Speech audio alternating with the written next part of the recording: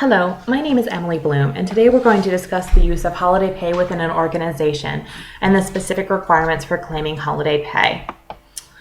For today's discussion, I'm going to be acting as the Director of Human Resources for Saga Food Services.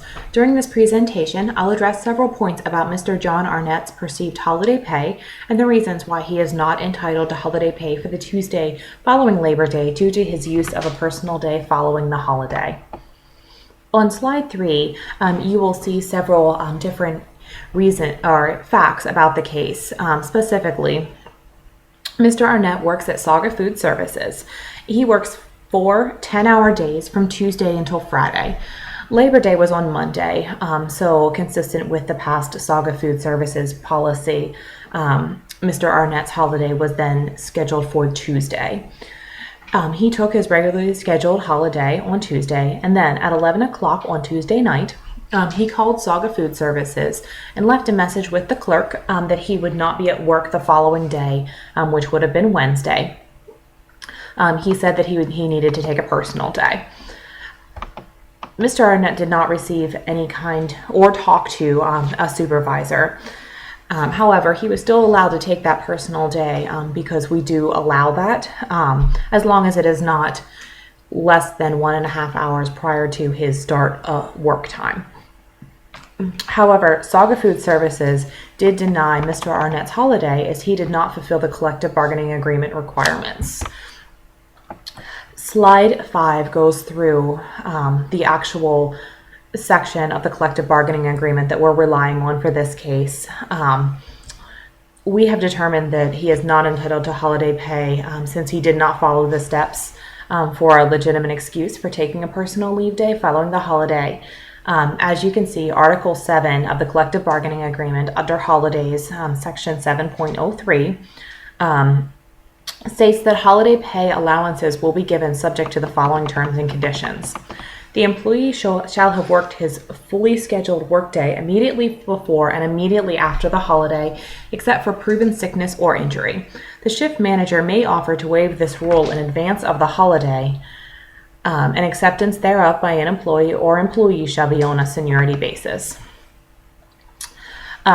Clearly, as shown on slide 6, the issue at hand is that Mr. Arnett violated the collective bargaining agreement by taking a personal day following a holiday. If Mr. Arnett had sought and received prior approval from his supervisor, he would not be in this position and he would have been given his holiday pay.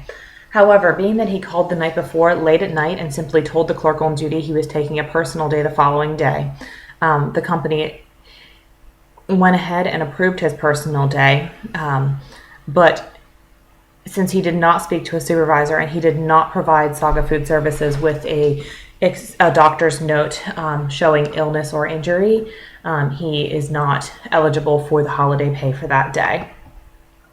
Mr. Arnett has decided to follow a grievance. In this case, he does not agree with our decision.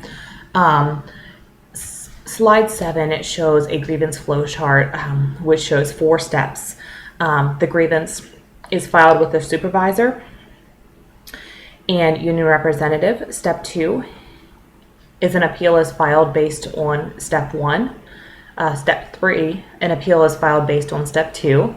And step 4 is final, and it includes arbitration. There are specific timeframes for each step that are set forth in the collective bargaining agreement. We'll follow those steps fully. The step 4 does show that it is final. It actually was found in Penn versus Plaza Pilot. The Supreme Court found that the union can waive an individual's union member's statutory rights as long as there is an arbitration procedure involved. So the collective bargaining agreement does contain language waiving an employee's right to pursue a remedy in federal court. That leaves section 4 of slide 7, step 4. That does make that arbitration binding, so it ends right there. That's as far as they can go. We need to devote a significant amount of time to this. In our stance, we need to make sure that we're doing everything we can to handle this grievance appropriately, consistently, effectively. Not only for our own business, but for the employee. We do need to be fair and make sure we're following each step that is required here. We do need to make sure, as noted on slide 10, that there are no outstanding issues that we're dealing with. Clearly, there is no discrimination in this case. There's no reason that we're discriminating against Mr. Arnett. This is simply a case of a disagreement on the collective bargaining agreement.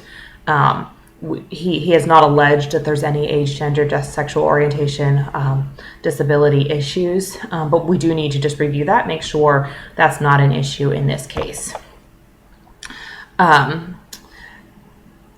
Based on all of the following we've just covered, we need to hold our initial meeting. That is step one. And we will see if we reach an agreement at that point. Our case is simply based on the language of the collective bargaining agreement. And of course, we'll follow everything from the past research, past rules and regulations to make sure everything is handled appropriately and as it should be. Of course, we'll follow the grievance policy as listed in the collective bargaining agreement. We'll make sure we do everything in a timely manner to get this resolved for Mr. Arnett as quickly as possible. And we do need to devote a lot of time and resources to this. I can't stress that enough. We need to make sure that we are handling this appropriately. In conclusion, slide 12 notes that the only reason that that this grievance could probably be withdrawn would be if Mr. Arnett would provide us with a doctor's excuse indicating that he was sick or he had an injury, because of course, per the collective bargaining agreement, that is appropriate for this kind of case, and then we would give him that holiday pay that he is asking for. At this point, we don't think that he's going to provide us with a doctor's excuse, so I think we're going to have to go through the grievance procedure. I think that based on the grievance procedure research and our strong position, given Section 7.303 of the collective bargaining agreement, I feel that should the situation arise to the level of binding arbitration, the arbitrator will rule in our favor.